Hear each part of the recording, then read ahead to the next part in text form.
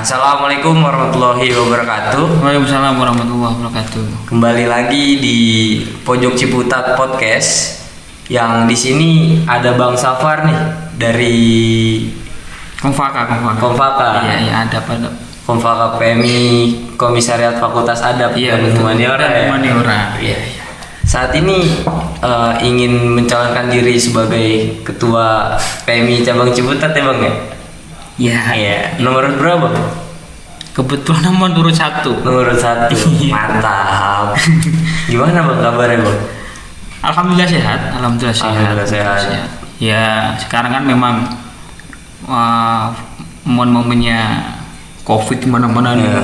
PPKM kayaknya juga mau ditambah lagi nih sama negara. Iya. Iya. Tapi alhamdulillah sehat. Sehat.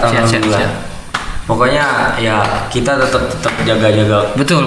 Jaga imun, jaga iman semuanya lah.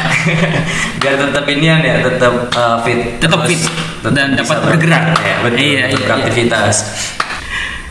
Kalau misalkan gue boleh tahu nih Bang. Motivasi lu untuk mencalonkan diri tuh apa sih Bang? Oke, kalau berbicara terkait motivasi ya berarti dorongan paling kuat lah yang membuat dalam artian memantapkan diri saya untuk memang fastabiqul khairat kan gitu. Iya. Diktumnya fastabiqul khairat, jadi tidak ada hal yang lain. Motivasi dari saya pribadi yang paling penting memang ridho dan juga izin dari semua sahabat-sahabat saya, dari semua senior saya, dari semua elemen yang selalu ada di dalam diri gua. Alhamdulillah mereka mengizinkan. Di situ tambah memantapkan diri saya untuk mencoba mencalonkan diri di cabang Ciputat. Tahu sendiri kan seperti apa. Cabang yang paling luar biasa lah dalam segmentasi apapun. Iya benar. Kaderisasi semuanya lah. Apa? Mau di HMI semuanya. PMI full gitu. IMM. Tempatnya orang-orang keren di Ciputat itu. Betul. Nah, kan gue sempet dengar nih Bang, Abang itu ngejabat juga ya di kepengurusan cabang lain ya. Iya. Itu ngejabat apa? Gua di wakil ketua 2. Wakil ketua 2. Iya. Yang konsennya itu di internal lah, di eksternal. Kalau secara tupoksi ya membackup. Jadi kan satu kesatuan tuh. Dari wakil 1, 2, 3 satu kesatuan. Cuma di Kabi 2 ini konsentrasinya lebih ke eksternal, pemberdayaan antar lembaga, terutama yang paling asik itu ketika ada momen politik kampus. Nah, itu tuh sekarang itu berubah jadi pemilwa lah. Kalau tahun kemarin kan pemira. Itu di situ tugas saya. Berat banget ya. Sama perpolitikan kampus berarti. Iya. Kira-kira untuk kedepannya cabang Ciputat mau dibawa kayak gimana sih Bang kalau misalkan Abang terpilih? Ya. Gimana tuh Bang? Cabang Ciputat itu gini, sebelum masuk ke situ, gue pengen sedikit cerita. Cabang Ciputat itu kan merupakan salah satu cabang yang secara historis memang lama banget. Sampai hari inilah katakan di tahun 2021 secara akar founding father alumni sudah menyebar di semua sektor. Ciputat itu memang bagi gua semua SDM, semua keilmuan itu bahasa Jawanya itu tumplek-blek lah. Semua ada di sini. Tergantung kita mau mengarahkannya kemana. Kalau sesuai dengan visi misi kemarin yang coba saya tawarkan ya di debat kandidat untuk yang saya semuanya ke semuanya itu ada beberapa pilar lah yang pengen coba dioptimalkan, bukan diperbarui, bukan dimaksimalkan kembali. Dalam artian 1 kaderisasi, 2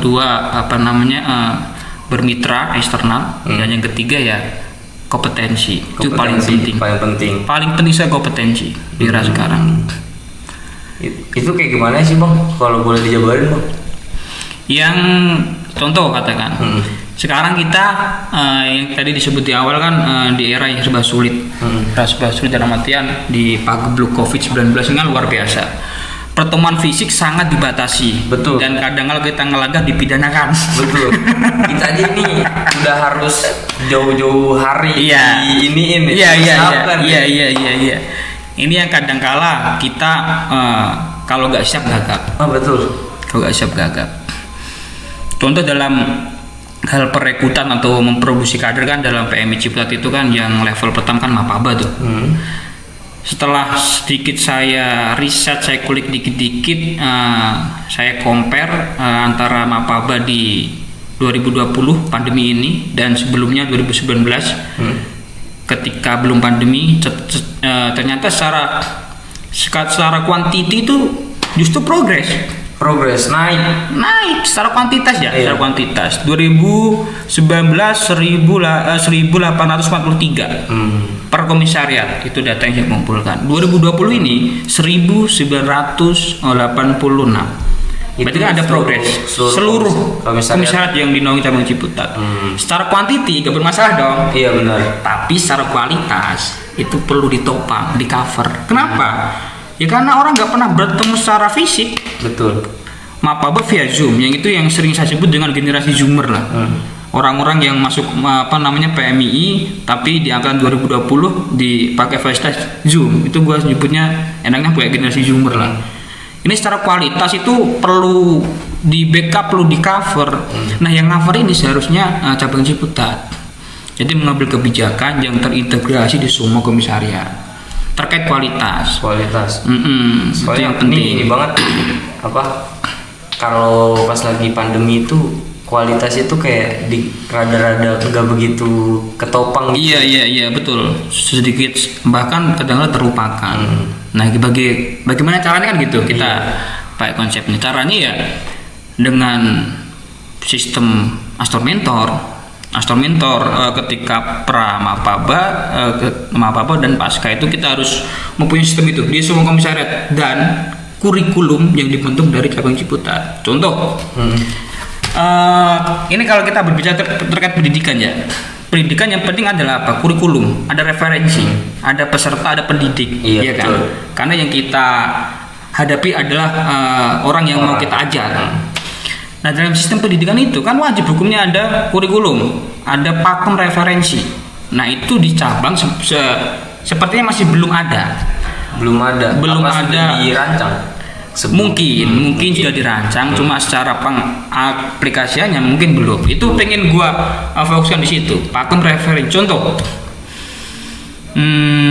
dalam menjelaskan nilai dasar pergerakan. Iya. Minimal banget itu mentor dapat menjelaskan dengan buku referensi Faujan Alfa simpul-simpul pergerakan. Jadi nalar berpikir maba semua komisaris yang memiliki karakter yang berbeda itu sama pola pikirnya. Karena kita punya referensi yang kita tawarkan. Aswaja kita apa ya kan, masalah kepemian kita apa historis terkait apa, itu minimal kita harus punya pakem atau pijakan tekstual yang sama sehingga orang itu kognitifnya itu ya punya modal yang sama gitu loh. Itu yang coba kemarin saya terapkan waktu itu, karena cabang Ciputat memiliki 12 komisariat lebih, itu yang persiapan juga ada beberapa kan.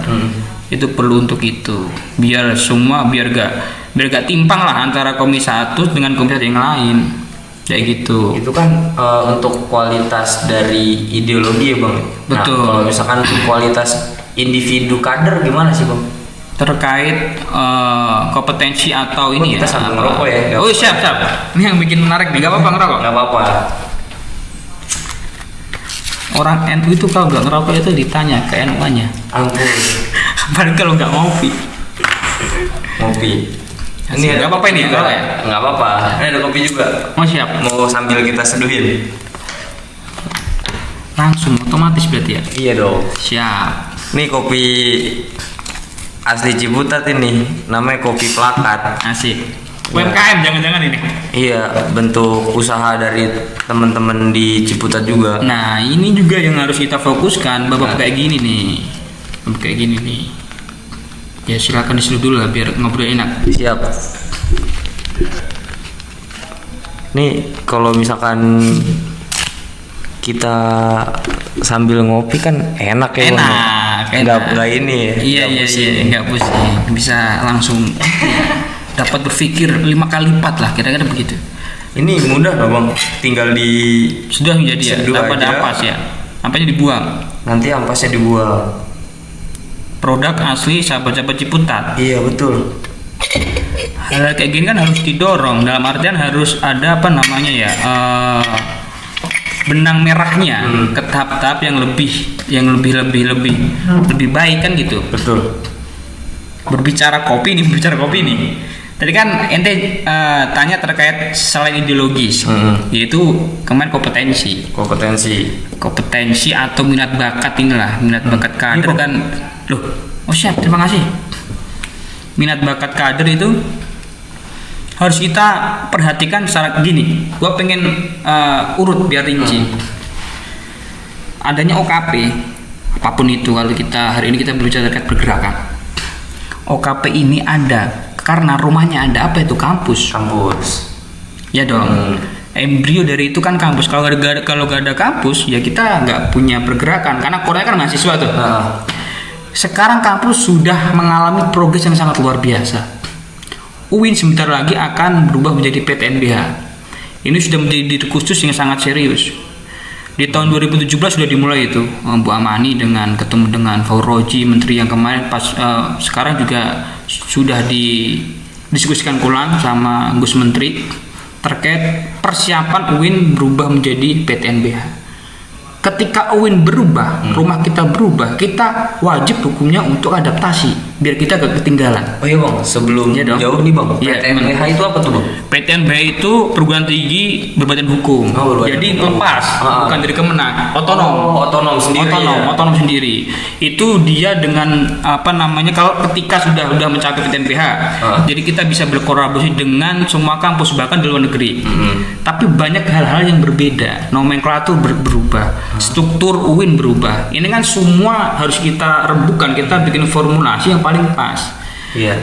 Contoh persiapan itu dimulai dari adanya sistem UKT. UKT ini kan ada baru kemarin, dan kalau coba di cross check di angkatan 2020 itu dia maksimum kuliah cuma 4 tahun. Maksimum 6 tahun. Yang 2017 ke bawah. Nah, 2020 itu sudah 4 tahun. Berarti apa? Sudah 4 tahun. Mau tidak mau, tugasnya satu, mempercepat kelulusan. Iya. Lalu bagaimana dengan regenerasi di eksternal? Kalau tidak bisa mengikuti itu, gitu maksud gua. Bisa mengikuti itu dengan cara apa? Dengan cara kita coba meng-create apa yang namanya itu kompetensi. Jadi gini kompetensi itu. Kompetensi ini juga sudah di-ACC katakan, sudah dibunyikan dari pengurus besar PMI se-Indonesia. Pengurus besarnya ada lembaga khusus namanya lembaga profesi. Ya ini untuk mempromosikan setiap komisariat yang memiliki produk karya, contoh kayak kopi gini nih, punya produk asli kan. Cabang hadir untuk memfasilitasi itu dan membuat wadah, membuat wadah bermitra dengan internal dan eksternal, entah LSM, perusahaan, NGO. Minimal sahabat-sahabat Ciputat itu bisa bertarung secara keilmuan fakultatif. Itu yang pengen coba gua dorong dan pengen gua maksimalkan, memang kayak gitu. Ya kalau kita berbicara terkait apapun lah, isu nasional atau apapun, secara keilmuan kita ada semua loh. Kedokteran ada fakultas kedokteran. Berbicara UMKM kita punya ekonomi, berbicara teknologi punya saintek kan gitu. Cuma keilmuan ini kadang-kala nggak kita taruh depan, nggak begitu dimaksimalkan. Kalau dimaksimalkan, diwadahi, yang pada akhirnya menyeluruh, itu kan luar biasa. Betul. Itu luar biasa. Outputnya apa? Distribusi kader. Jadi sudah ada, kita cabang tinggal masuk gitu. Masuknya B kapasitas, B kompetensi, kan kayak gitu juga. Itu impian gue itu sih. Yang ada di visi misi gue yang paling fokus memang di bab masalah kompetensi bermitra, fokus bermitra dengan UIN dalam hal pendidikan maupun dalam penelitian, bermitra dengan luar sesuai dengan kemampuan keilmuan fakultatifnya masing-masing lah. Open fokus di situ. Kalau di Ciputat udah ngapain aja bang? secara organisasi ya, bukan hanya PMI saja gitu. Iya. Gua kan jurusan gua tarjamah. Tarjamah dulu fakultas gua masih di kampus 1. Kampus 1 gabung sama syariah tuh. Gabung ya. Iya, semester 3 dipindah kan, kita punya lapak studi yang jauh dari peradaban. Memang secara aktif gua kan alumni pesantren. Gua juga aktif di himpunan pesantren gua yang ada di Jabodetabek. Gua pun aktif di primordial gua yang ada di Jabodetabek, Jepara. Lagi-lagi Ciputat mempunyai semua, Pak. Semua. Cuma gua lebih konsentrasi memang di PMI. Dari maba terus masuk pengurusan komisariat, terus jadi ketua komisariat. Terus sekarang masuk ke cabang. Jadi tracknya itu lebih banyak kan memang ke pergerakan PMI itu. Itu sih. Itu pernah jadi ya kayak gitu tuh, pernah.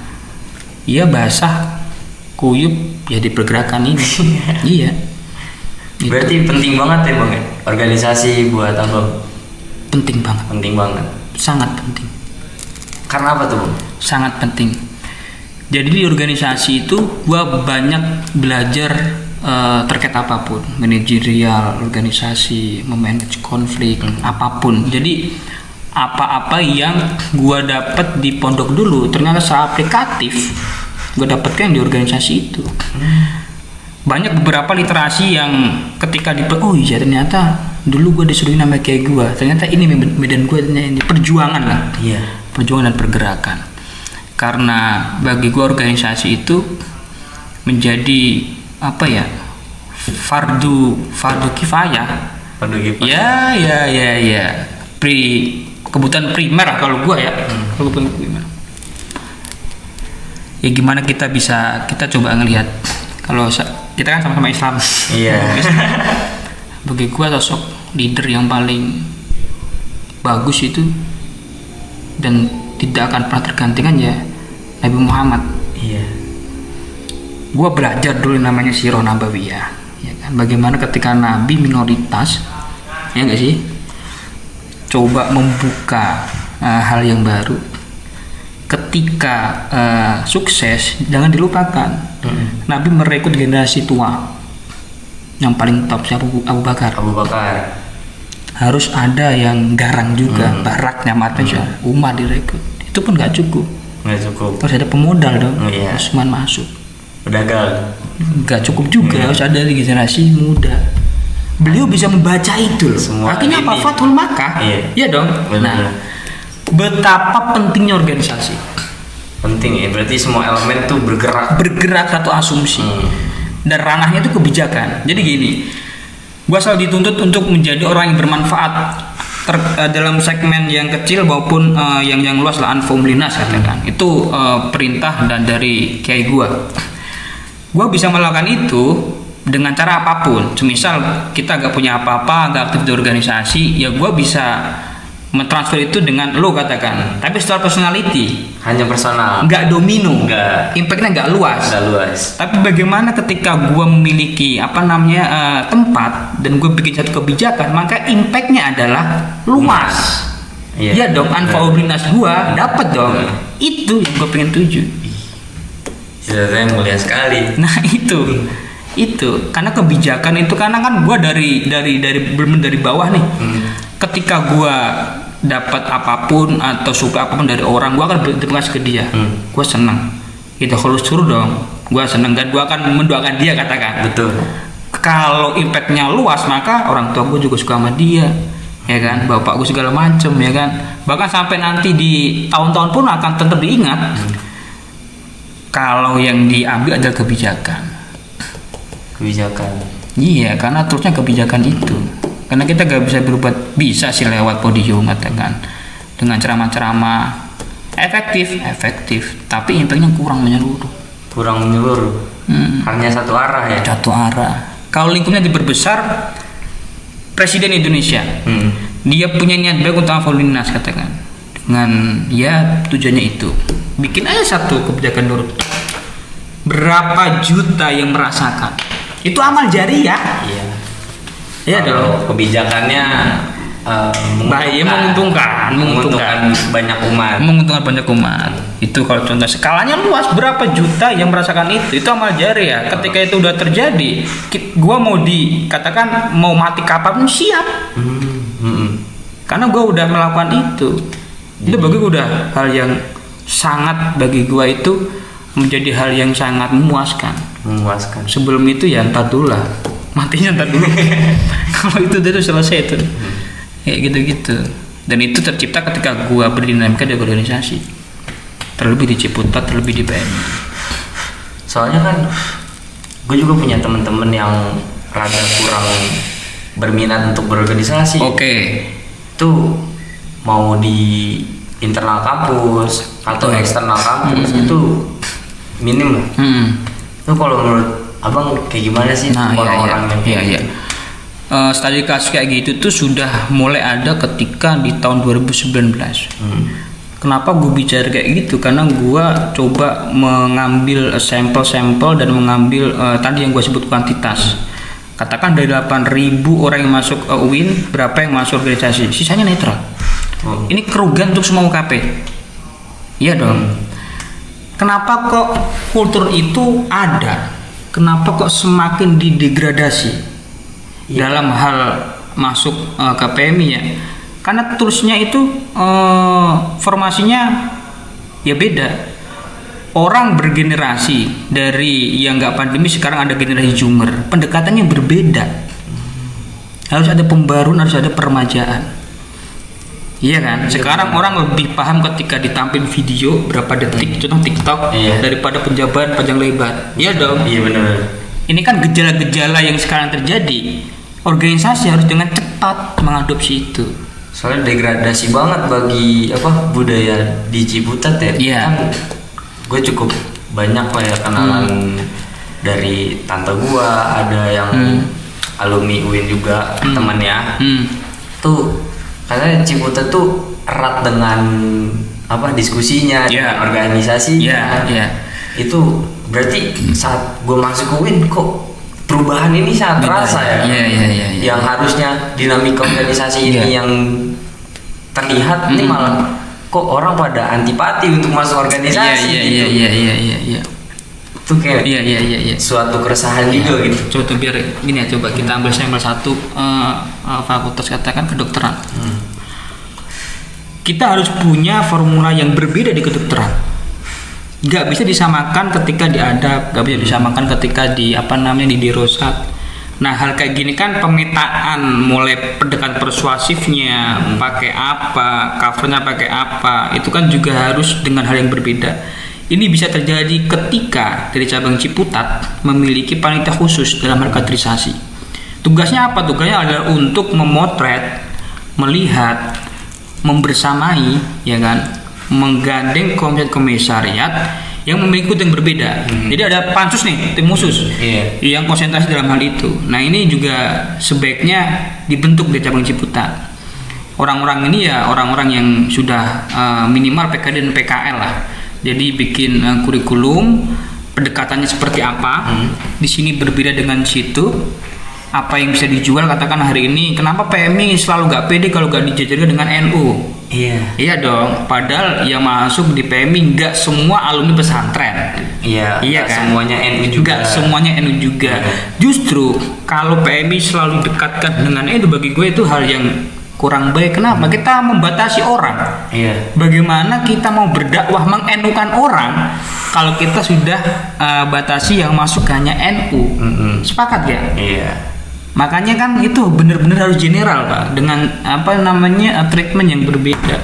Ini akan digodok, dibentuk lewat panitia khusus tadi. Ya cabang Ciputat, yang khususnya di situ. Oh iya kan, kenapa dibilang NU? Karena PMI ini ideologinya tarik lurus sama NU ya. Walaupun bukan banomnya ya, bukan banomnya. Setelah kalau misalkan pernah gue belajarin itu Penanggawa dari Banom Munajati dari situ ya.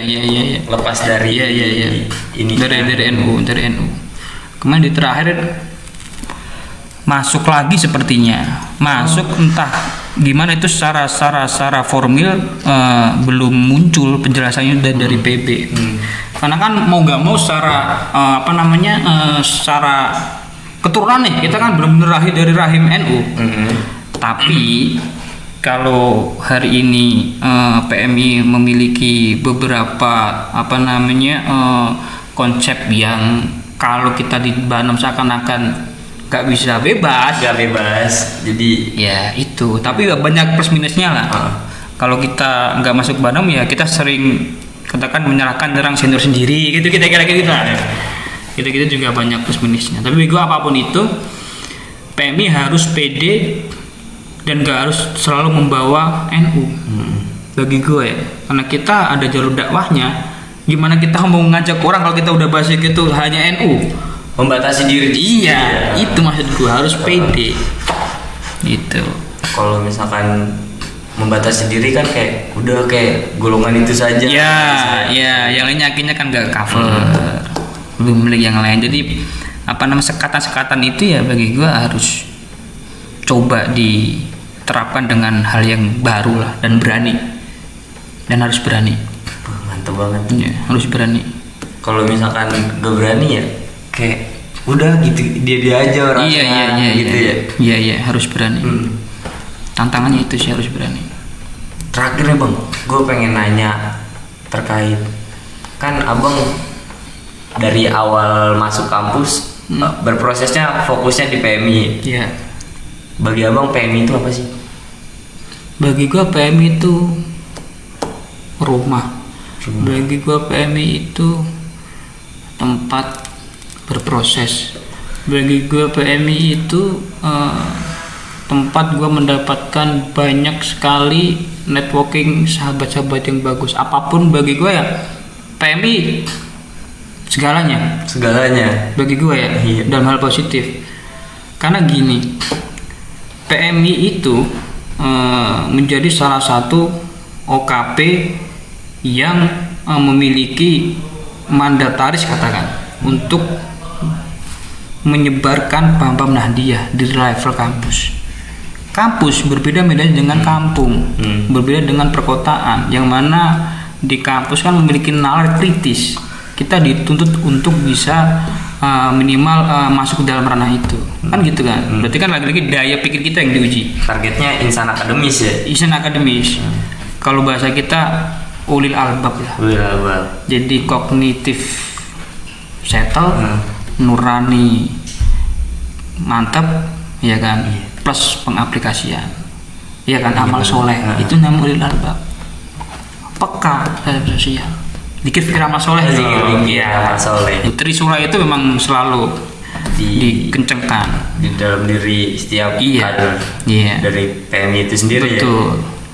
Kita paham ilmunya, kita mengamini di hati kita, tapi kalau kita gak berani untuk mengaplikasikan itu buat apa? Lagi-lagi anfa'uminasnya nggak ada. Kan itu. Pemaslahatan bersamanya. Betul. Itu yang bikin gua tertarik dan terpacu terus dalam koridor PMI pergerakan itu. Mantap. Motivasi sekali. Asli. Mungkin lain waktu bisa kita sambung. Siap. Menarik ya. Siap. Mungkin terakhir nih Bang Safar pengen menyampaikan sesuatu ke teman-teman mahasiswa Ciputat untuk kedepannya harus gimana? Siap. Ini terima kasih. Nah, ini bukan apa-apa ya, kepada semua mahasiswa terutama kader PMI, jangan cenderung untuk puas dalam hal apapun. Dan dalam hal kita menjalankan aktivitas, menjalankan gerakan kita, jangan pernah dihilangkan etika. Etika itu nomor satu. Apalagi di era sekarang yang semuanya itu serba di digital lah. Kan bukan berarti 4.0, 5.0 itu hal yang physically itu dia buat digital, pada akhirnya kita sudah bisa nih menjawab zaman. Enggak. Ruh kita, jiwa kita, nurani kita tetap harus bernafaskan harus sama jamaah. Kalau itu lewat juga, pada akhirnya juga kita tergerus. Itu maksud gua. dan selalu beradaptasi, saling menolong, saling mendorong, saling membesarkan. Apapun yang kita hadapi, ingat kan kita hari ini mahasiswa, kita berada di sini bukan hanya kekuatan kita. Di belakang kita ada orang tua kita, ada sahabat kita yang mendoakan, ada semua guru-guru kita. Sekarang waktunya untuk menjawab itu, mengkonversi itu menjadi sebuah cita-cita yang luhur. Orang yang gak suka sama kita, bungkam dia dengan prestasi. Itu harus berani. Dan untuk PMI Cabang Ciputat, semua kader-kadernya harus mulai memikirkan hal besar tersebut untuk nanti bisa menjadi playmaker di 2045 kan, Indonesia Emas. Iya, Indonesia Emas 2045. Betul. Ya mungkin Bang Safar kita cukupkan saja. Gue terima kasih banget nih udah mau datang sama-sama Pojok Ciputat untuk luar biasa berbagi motivasi juga kan. Sukses lah untuk Pojok Ciputat, sukses selalu. Mungkin gak banyak nih yang gue suguhin. Wow, udah kopi doang. Kopi luar biasa ini. Pokoknya semangat terus. Semoga sukses. Sukses juga untuk Pojok Ciputat. Kurang lebihnya mohon maaf. Wassalam.